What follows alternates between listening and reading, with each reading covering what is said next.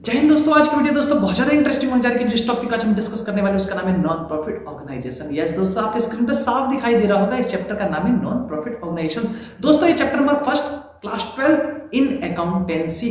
दोस्तों organisation types के होते हैं, एक होती है ऑर्गेनाइजेशन प्रॉफिटेबल और एक होता है नॉन प्रॉफिटेबल। इसी के बारे में डिस्कस करने वाले हैं। पूरी की पूरी इसकी ट्रीटमेंट क्या होगी और अकाउंटिंग इसकी क्या होने जा रही है, हर चीज को डिटेल में स्टडी करने वाले हैं। तो दोस्तों बने रहे पूरी वीडियो में हमारे साथ में। और अगर आप हमारे चैनल पे नए हैं, अब तक आपने चैनल को सब्सक्राइब नहीं किया है तो फटाफट चैनल को सब्सक्राइब करें, बेल आइकन को दबाएं ताकि कोई भी जीके या फिर एजुकेशन से रिलेटेड इंफॉर्मेशन हो दोस्तों टाइम टू टाइम आप लोगों तक मिलती रहे। तो चलिए समय को वेस्ट ना करते हैं, फटाफट कर लेते हैं क्लास को कंटिन्यू। दोस्तों फर्स्ट ऑफ ऑल हम पढ़ते हैं नॉन प्रॉफिट ऑर्गेनाइजेशन। दोस्तों मैं आप लोगों को समझा चुका हूं, एक होती है ऑर्गेनाइजेशन प्रॉफिटेबल, एक होती है ऑर्गेनाइजेशन नॉन प्रॉफिटेबल। तो प्रॉफिटेबल और नॉन प्रॉफिटेबल में क्या डिफरेंस है?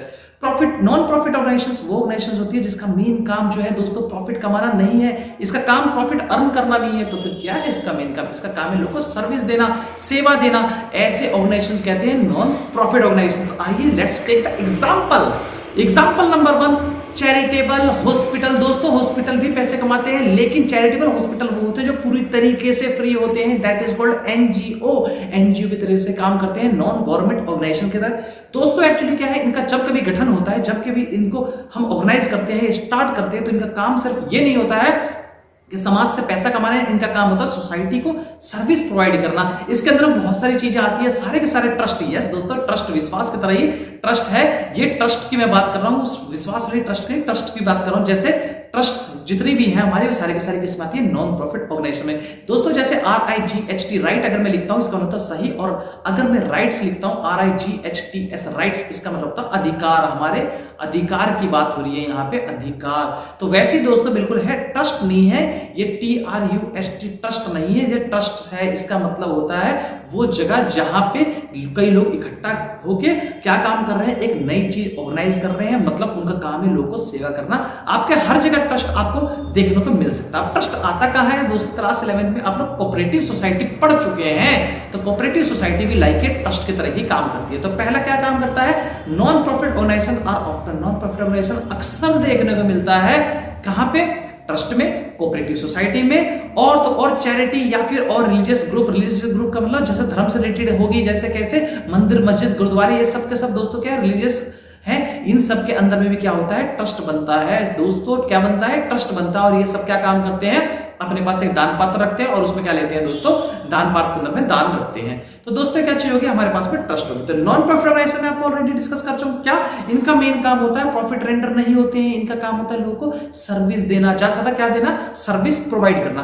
देन क्या चीज सिंपल वर्ड में हमारे पास सर्च की, non profit organisations are those organisations which not meant for profit, जिसका काम प्रॉफिट कमाना नहीं है। तो भैया क्या है, इसका काम है लोगों को सेवा देना, मतलब समाज की सेवा करना, इसलिए इसका गठन होता है। दोस्तों ये फीचर्स के बारे में जान लेते हैं। बहुत सारे बच्चों को बहुत सारे डाउट्स होते हैं, क्या कि फीचर्स और इंपोर्टेंस बोथ आर सेम? कैसे सेम हो सकते हैं? तो दोस्तों बिल्कुल सिंपल है। देखो फीचर्स और इंपोर्टेंस दोनों एक जैसे ही हैं, करीब करीब, लेकिन मैं आपको समझाता हूं कैसे। अगर आपके पास में कोई फोन है और उसमें ऐसा कोई ग्लास टेम्पर्ड चढ़ा हुआ है, या फिर उसके अंदर कोई ऐसा फीचर्स है जो आपके आंखों के रेटिना को खराब नहीं करता, या आपके आंखों पे उसका नेगेटिव इंपैक्ट नहीं पड़ता, या फिर आने वाली जो भी रेज है उसकी खराब, उसको क्या करता है, प्रोटेक्ट करता है, तो ये उसके फीचर्स है, फायदे हैं। मतलब उस चीज के लिए वो चीज बनी है। और इंपॉर्टेंस क्या, आपके आंखों को प्रोटेक्ट कर रहा है, मतलब आपके आंखों को बचा रहा है, ये इंपॉर्टेंट है। तो इंपॉर्टेंस है आपकी आंखों को बचाना, और फीचर्स है कि उसके अंदर ये फीचर्स दे रखी है। तो फीचर्स क्या होती है, खूबी, वो हर चीज हो सकती है। देखिए दोस्तों कार का भी हम एग्जांपल ले सकते हैं। आज जो मार्केट में रनिंग कार है उसके अंदर में आपने देखा होगा उसमें ABS ब्रेक लगे हैं। कई बच्चे कहते हैं सर ये ABS ब्रेक क्या? भैया प्रीवियस स्टडी में मैं आप लोगों को बहुत बड़ी ये वीडियो बना के बताने जा रहा हूं कि ABS किसे कहते हैं। अभी आप नॉर्मल वर्ड में समझिए, ABS का मतलब होता है एंटी लॉकिंग ब्रेकिंग सिस्टम। कई लोग ये कहते हैं कि एंटी ब्रेकिंग सिस्टम। एंटी का मतलब होता है अपोजिट, समझिए मेरी बात बिल्कुल सिंपल सा। एंटी का मतलब होता है अपोजिट, एंटी डॉट्स मतलब क्या, उसका अपोजिट दिया जा रहा है आपकी बॉडी में, इसे कहते हैं एंटी डॉट्स। अब ध्यान से समझिए किसी चीज को, anti break, breaking, anti break हो गया, ब्रेक आपने मारी कार के अंदर में, कार रुक गई वहीं पे। एंटी ब्रेक हुआ तो ब्रेक मारने पे कार नहीं रुकेगी, तो एंटी ब्रेक कैसे हो सकता है भाई, एक्सीडेंट हो जाएगा। तो सिंपल से वर्ड में बता देते हैं क्या चीज है, एंटी लॉकिंग। जब हम ब्रेक को प्रेस करते हैं तो टायर को जाम कर देता है, और टायर को जाम करने पे टायर स्किड खाती है और आगे जाकर टकरा जाती है। एंटी ब्रेकिंग में क्या होता है, जैसे हम ब्रेक के ऊपर में पुश करते हैं, वो क्या करता है, टायर को जाम नहीं होने देता, ऐसे कर करके टायर घूम रहा होता है। इट मींस क्या हो गया, टायर को ब्लॉक नहीं करता, उसे ब्रेक नहीं करता, उसके जो ब्रेक को है उसे लॉक नहीं करता। एंटी लॉकिंग है ये, एंटी लॉकिंग ब्रेकिंग सिस्टम। इससे क्या होता है, टायर स्किड नहीं खाती और कितने भी स्पीड में कार हो कंट्रोल हो जाता है दोस्तों। क्रूज कंट्रोल, बीईडी वो अलग एक्सपेक्ट है। अभी हम सिर्फ एबीएस के बारे में समझते हैं, नॉर्मल सा सिंपल सा वर्ड। एबीएस क्या काम करता है, हमारा एंटी लॉकिंग ब्रेकिंग सिस्टम, मतलब कार के टायर को ब्लॉक होने से बचाता है। तो इसका फीचर क्या हो गया, एबीएस है इसके अंदर में। इट मींस क्या, आपको प्रोटेक्ट करने के लिए है। कार में फीचर्स क्या है, एयर बैग है, ये आपको प्रोटेक्ट करने के लिए। देन फीचर्स एंड इंपोर्टेंस दोनों अलग अलग तो है लेकिन काफी हद तक एक है। कार में फीचर क्या है कि उसमें एयर बैग है, एक्सीडेंट होने पे आपको बचाएगा, ये आपके लिए इंपोर्टेंस होगी, आपको बचाएगा, इंपोर्टेंस है। लेकिन फीचर क्या है, वो उसके अंदर एयर बैग्स है। तो दोस्तों आइए अब इसके बारे में डिटेल डिस्कस कर लेते हैं। क्या फीचर्स और कैरेक्टरिस्टिक बोथ आर सेम, बिल्कुल सेम सेम है दोस्तों। तो पहला, मेन एम इज सर्विसेज, का काम क्या है, लोगों को सेवा देना, सेवा प्रदान करना। भाई बिल्कुल सिंपल सी बात है। एंड मैंने आपको बता दिया क्या चीज, नॉन प्रॉफिट ऑर्गेनाइजेशन वो होती है जो लोगों को सेवा दे रही है। इसका काम प्रॉफिट कमाना नहीं है। जितना पैसा आता है वो क्या करेंगे, आगे फर्दर में डिस्कस करने वाले हैं बहुत जल्दी। अभी आप समझिए इसका मेन एम क्या है, लोगों को सर्विस देना। तो नॉन प्रॉफिट ऑर्गेनाइजेशन का काम क्या होता है, सोसाइटी को सर्व करती है, सोसाइटी की सर्व करने वाला, सोसाइटी की सहायता करती है, सोसाइटी को आगे तक लेके जाती है। They are working for the benefits of the society as whole। ये इस तरीके से काम करते हैं ताकि सोसाइटी को, पूरी सोसाइटी को, कभी भी ध्यान दीजिए किसी मंदिर, मस्जिद, गुरुद्वारे, चैरिटेबल इंस्टीट्यूशंस या कहीं भी XYZ में किसी एक पर्टिकुलर लोगों का जाना, ऐसा नहीं कि यही आएंगे दूसरे नहीं आएंगे, ऐसा कभी नहीं हो सकता है। होता क्या है कि पूरी सोसाइटी के लिए दे दिया गया, पूरी सोसाइटी को इसका बेनिफिट होगा। अगर कहीं पे भी एनजीओ, मतलब फ्री में कोई स्कूल खुल रहा है, फ्री में कोई कॉलेजेस खुल रहे हैं, तो उसमें ऐसा नहीं होता कि सिलेक्टेड बच्चे को लेंगे, फ्री ऑफ ऑल है, हर किसी के लिए फ्री है। आप आइए उस सेवा का क्या करिए, यूज करिए। तो दोस्तों पहला हो गया, इसका मेन एम क्या होता है कि सर्विस देने लोगों को, हर किसी व्यक्ति को सर्विस देती है। इसका मतलब था क्राइटेरिया का मतलब था कोई मापदंड, कोई ऐसी चीज नहीं है कि सिर्फ इसको प्रॉफिट ही लेना है, इसका काम प्रॉफिट लेना नहीं है दोस्तों। मैं आप लोगों को बता चुका हूं, इसका मापदंड प्रॉफिट नहीं है। इसका मापदंड सिर्फ और सिर्फ यही है कि लोगों को ज्यादा से ज्यादा सहायता दे सके, लोगों को ज्यादा से ज्यादा हम क्या दे सके, सर्विस दे सके। तो क्या कहता है नॉन प्रॉफिट ऑर्गेनाइजेशन का, इसका एडलिज्म क्या होता है, सच एज रिलीजियस, लोग रिलीजियस से, धर्म से रिलेटेड होता है, चैरिटेबल होता है और प्रोवाइड करता है एजुकेशन, लोगों को फ्री में शिक्षा देने का काम भी कौन करता है दोस्तों, यस, नॉन प्रॉफिट ऑर्गेनाइजेशन होता है। ऑब्वियस सी बात है दोस्तों, अगर ऐसी ऑर्गेनाइजेशन संस्था बनती है तो उससे क्या हो रहा है, लोगों को बेनिफिट हो रहा है। तो इनका मेन काम ही यही है। दूसरा, earning of profit can never be their aim, कि प्रॉफिट को अर्न करना इसका एम कभी नहीं हो सकता दोस्तों। ये पनिशेबल है, ये ऑफेंस है, मतलब लॉ के अकॉर्डिंग में ये ऑफेंस है, गैर कानूनी है अगर वो प्रॉफिट मोटिव होती है तो दोस्तों थर्ड पॉइंट क्या कहते हैं, surplus not distributed among its member, मतलब जो भी पैसा, अब देखो सिंपल सी बात है, आप ट्रेडिंग तो कर नहीं रहे। अगर आप ट्रेडिंग करते हो तो याद करो पुराने दिन को, आप क्या करते हो, यहाँ बनाया ट्रेडिंग अकाउंट, याद कीजिए, यहाँ पे लेते हो ओपनिंग स्टॉक, यहाँ लेते हो क्लोजिंग स्टॉक और यहाँ लेते हो परचेजेस, यहाँ लेते हो सेल्स, और आपका निकल के आता है जीपी, ग्रॉस प्रॉफिट या ग्रॉस लॉस। दोस्तों दोनों में से कुछ ना कुछ निकल के आएगा। ग्रॉस लॉस तो कंपनी का बहुत ही बहुत ही कम चांस है कि ग्रॉस लॉस हो। क्यों, इसके पीछे बहुत बड़ा रीजन है दोस्तों। अगर ट्रेडिंग में ही अगर लॉस आ रहा है तो प्रॉफिट एंड लॉस में तो लॉस आना ही आना है, तो ग्रॉस लॉस तो बहुत मुश्किल है। कोई भी फैक्ट्री वाला प्रोडक्शन नहीं करेगा अगर ग्रॉस लॉस में आता, ध्यान दीजिए इस बात को। तो क्या चाहिए, जीपी तो कम से कम होनी चाहिए, बाद में इंडायरेक्ट एक्सपेंस लगने के बाद लॉस हो जाए, देन द सेकंड पॉइंट।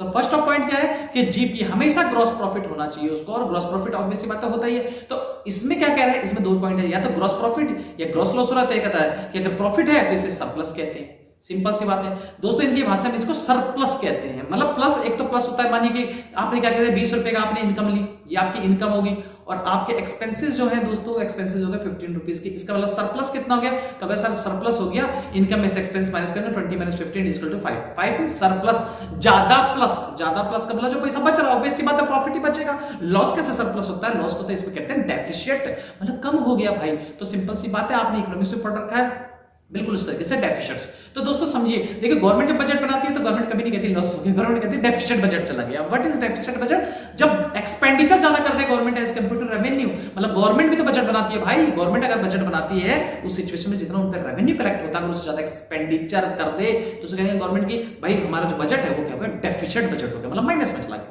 इसमें भी ऐसे ही होता, अगर आप लोग ज्यादा सेवा दे देते, आप लोग ज्यादा एक्सपेंसेस कर देते, इस सिचुएशन पे चीज माइनस में चली जाती है, और माइनस में जाने को हम डेफिसिट कहते हैं और प्लस में जाने को सरप्लस। आई होप दोस्तों आप लोगों को चीज क्लियर हो रही होगी, बिल्कुल माइंड के अंदर बिल्कुल सिंपल है। Then third point, surplus is not distributed among its member. बताया मैंने आप लोगों को, सरप्लस जो ज्यादा पैसा है, सरप्लस बता दिया आप लोगों को, सरप्लस जो ज्यादा पैसा है वो मेंबर्स के बीच में डिस्ट्रीब्यूट नहीं होता। मेंबर्स कौन है, मेंबर सोसाइटी को रन करने के लिए, किसी भी कॉर्पोरेट सोसाइटी को या फिर इन सब चीजों को रन करने के लिए किसकी जरूरत पड़ती है, मेंबर्स की। दोस्तों मैंने आप लोगों को कोऑपरेटिव सोसाइटी में पढ़ाया था, इसमें कम से कम 7 मेंबर्स होने चाहिए। ये 7 मेंबर्स क्या काम करते हैं, ये 7 मेंबर मिलके क्या करते हैं, रजिस्टर्ड करते हैं ट्रस्ट को, और ट्रस्ट को रजिस्टर्ड करने के बाद में क्या करते हैं, बिजनेस एक्टिविटी को रन करते हैं। तो जो प्रॉफिट ज्यादा होगा, कभी भी याद रखना, मेंबर्स के पास डिस्ट्रीब्यूटेड नहीं होगा तो पढ़ाएंगे आप लोगों को कहा जाएगा। ये आप लोगों को कैपिटलाइज करके रखना है, मतलब क्या, बैलेंस शीट की लायबिलिटी में कैपिटल क्लॉज के अंदर शो करके रखना है, ताकि आप उसको क्या कर सकते हो, यूज कर सको। तो दोस्तों देखिए, ध्यान दीजिए क्या कहता है सरप्लस के बारे में।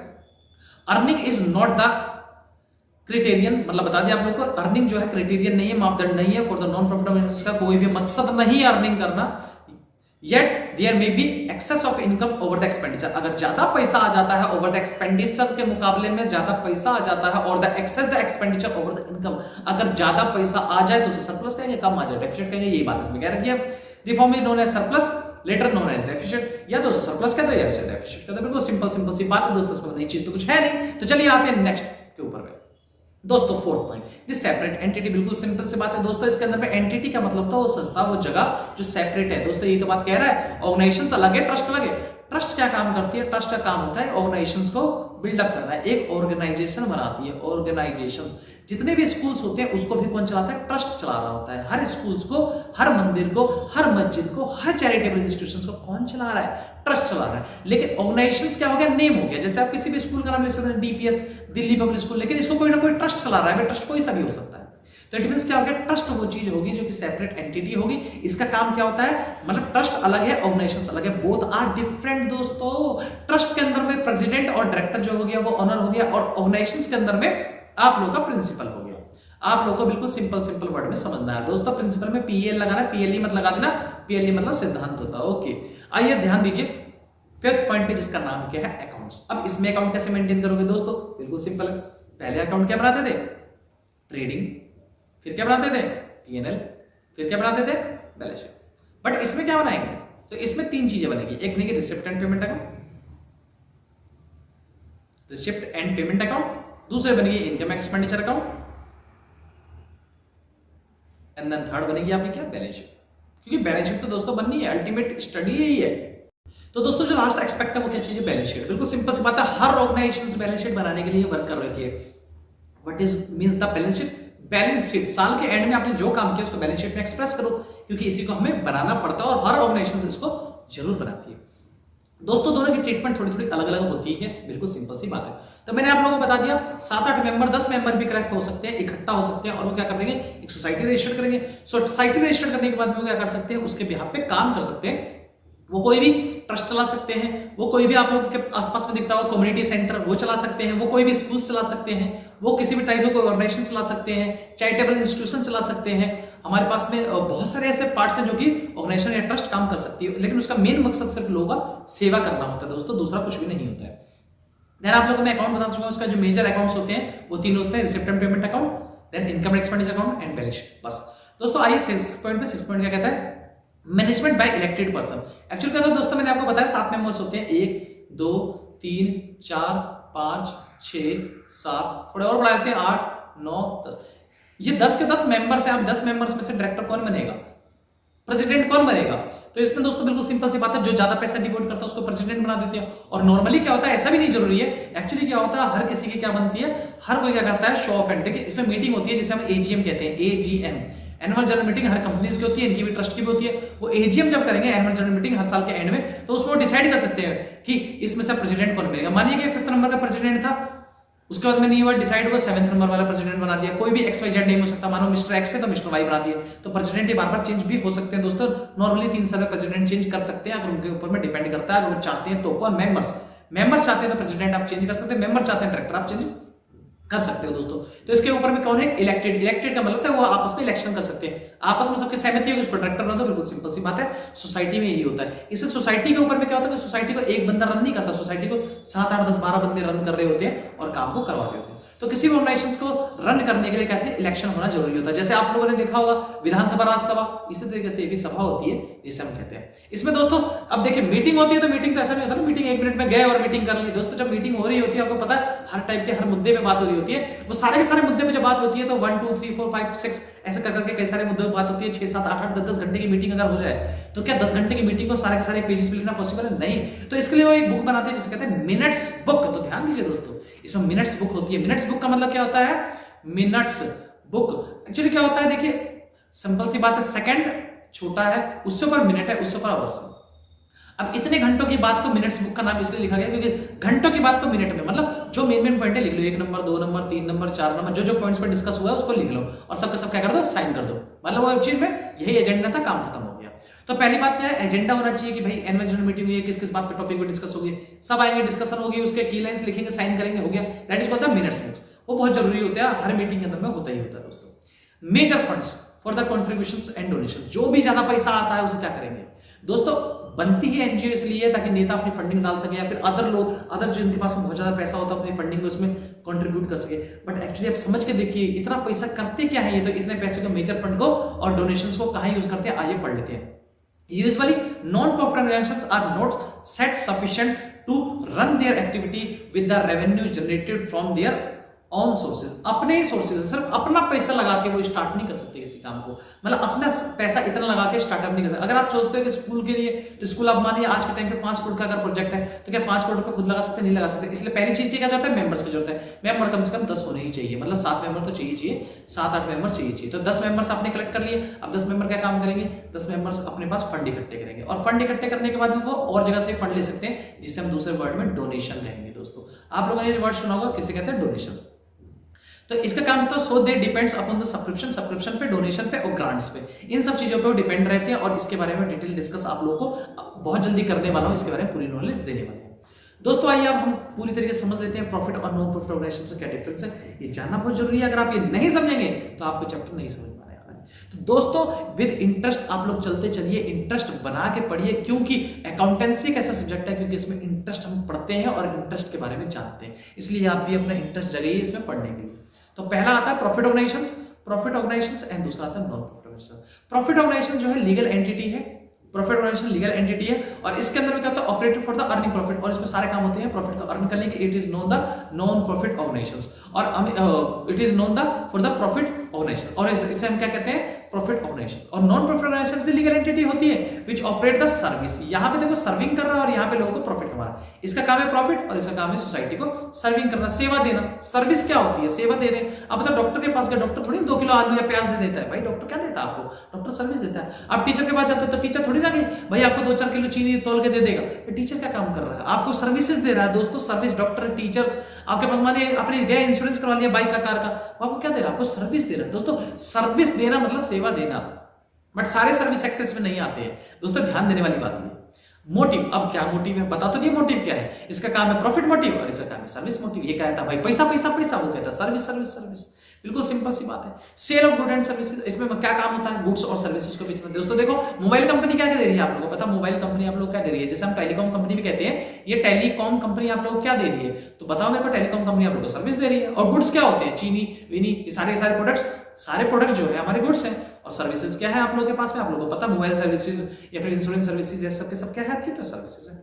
दूसरा इनके पास में सोर्स ऑफ रेवेन्यू, अब इनका पैसा कहां से आएगा बेचारों के पास में, तो इनके पास पैसा आएगा डोनेशन से, चंदा दो, सब्सक्रिप्शन दो या मेंबरशिप फीस दो, ये 3 टाइप्स होते हैं।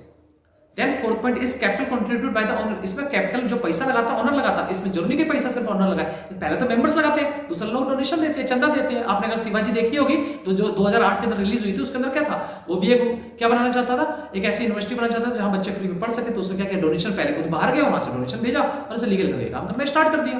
तो फंड कहां से रेज होता है, सब्सक्रिप्शन से, डोनेशन से एंड ग्रांट से। फिर दोस्तों आता है फाइनेंशियल स्टेटमेंट। फाइनेंशियल स्टेटमेंट क्या, इसमें क्या क्या बनता है दोस्तों, ऑलरेडी हम डिस्कस कर चुके हैं, उसके बावजूद भी चलो बता ही देते हैं, कोई बात नहीं। Trade account, PNL account and balance sheet. दोस्तों बस कैश फ्लो पोजीशन तो पढ़ना बहुत जरूरी है दोस्तों, बिल्कुल as per the guidelines of company act. Company act की गाइडलाइंस साफ साफ कहती है कि कैश फ्लो पोजीशन बनाओ, पता तो चले भाई धंधे में पैसा है कि नहीं है, पैसा है नहीं धंधे में, सारी चीजें क्रेडिट पे चल रही, धंधा कब तक चलेगा, बंद हो जाएगा भाई। इसमें क्या आता है, रेवेन्यू मतलब receipt and payment account, income expenditure account and balance sheet. बताया ना आपको 3 चीजें बनती है, receipt and payment, income and expenditure, then third one is balance sheet, then close off money. The profit और loss is transfer to capital account, इसमें capital account भेज देते हैं, और इसमें सरप्लस एंड डेफिसिट को किसमें भेज देते हैं, इसमें कैपिटल फंड में भेज देते हैं। एक्चुअली केस में इसमें कैपिटल अकाउंट बनता है और इसमें कैपिटल फंड बनता है, साफ साफ आप लोगों को दिखाई दे रहा है। शोज बनता है पीएनएल अकाउंट, इसमें पीएनएल अकाउंट बनता है और इसमें expenditure, income expenditure account both are same. अगर देखा जाए तो दोनों के दोनों सेम है। देखो या प्रॉफिट एंड लॉस कहता है या इनकम एक्सपेंडिचर, प्रॉफिट इनकम के साथ में है और एक्सपेंडिचर लॉस के साथ में। बिल्कुल सिंपल सी चीज है दोस्तों, और ये होना भी चाहिए क्योंकि एक्सपेंडिचर तो करेगा ना। अब देखो आपने क्या करा, 7-8 मेंबर मिले और बोला कि भाई यहाँ पे ना खेलने की व्यवस्था नहीं है, हमें काम करते क्लब बना लेते हैं। तो क्लब में क्या करते हैं, आप स्पोर्ट्स क्लब बना सकते हो, आप बच्चों कुछ भी क्रिकेट अकेडमी कुछ भी XYZ आप खिला सकते हो। तो क्लब क्या है, क्लब भी आपका नॉन प्रॉफिट ऑर्गेनाइजेशन में आते हैं दोस्तों, इसमें आते हैं। दोस्तों मैंने आप लोगों को बता दिया, अब आपको ट्रीटमेंट बता देता हूं, ट्रीटमेंट क्या क्या करने वाले हैं। तो मैंने आपको बताया फर्स्ट ऑफ ऑल हम बनाएंगे जिसका नाम है receipt and payment account, receipts and payment account. अब दोस्तों रिसिप्ट एंड पेमेंट अकाउंट का मतलब क्या होता है, रिसिप्ट एंड पेमेंट अकाउंट का मतलब होता है लाइक एक कैश बुक। ये सारी की सारी क्या है, लाइक एक कैश बुक की तरह काम करती है। मतलब जो पैसा आया रिसिप्ट में डाल दो और जो पैसा गया पेमेंट में डाल दो। Then second one is income and expenditure account, income and expenditure. दोस्तों थोड़ा बड़ा लिख रहा हूं ताकि आप लोगों को ध्यान से समझ में आए। Income expenditure account like a P&L account, like a का मतलब क्या, इस तरीके से है, लाइक ए का मतलब इस तरीके से। Then third one is balance sheet, यही हम क्या बनाने वाले हैं, बैलेंस शीट। दोस्तों जब शॉर्ट फॉर्म में BS लिखते हैं मतलब बैलेंस शीट, जब शॉर्ट फॉर्म में P&L लिखते हैं इसका मतलब प्रॉफिट एंड लॉस है। कई लोग P&L बोलते हैं, होता क्या है P&L ही होता है। आइए दोस्तों अब तीनों के बारे में पढ़ लेते हैं। यस दोस्तों इसी चीज का तो इंतजार था कि तीनों क्या अब एक साथ आएंगे, तो आगे भाई दो इंतजार खत्म आप लोगों का। पहला था summary of cash book, cash book की समरी। देखो रिसिप्ट एंड पेमेंट अकाउंट पहला आ गया, receipt and payment account, income and expenditure account and balance sheet.